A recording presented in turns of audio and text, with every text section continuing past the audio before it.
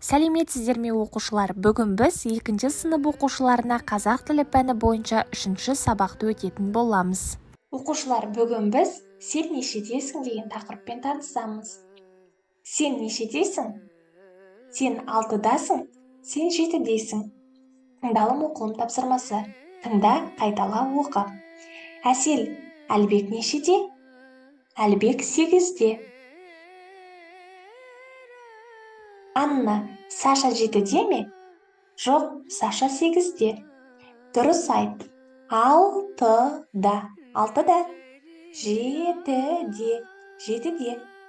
Бірінші тапсырма тілдесім. Үлгі бойынша диалог құрыңдар. Айдар, сен нешедесің? Мен 7-демін. Сен 6-дасың ба? Я, мен 6-дамын. Жібек 7-де ме? Я, 7-де. Екінші тапсырма айтылым. Балалардың жасы нешеде? Айт. Айдар 8-де. Әсем 7-де. Асқар 8-де. Арай 7-де. Үшінші тапсырма айтылым тапсырмасы. Әрқайсың 2 досыңның атын, жасын және оның нені жақсы көретіндігін айтыңдар. Менің Әділет және Зұлпықар деген досым бар. Әділет 7-де. Ол доп ойнағанды жақсы көреді. Зұлпықар 6-да. Оған серуендеген қатты ұнайды. Менің досымның аты Қанат. Ол 6-да. Оқушылар, осымен біздің сабағымыз аяқталды. Менің каналыма тіркеліп, лайк басып пікір жазуды ұмытпаңыз.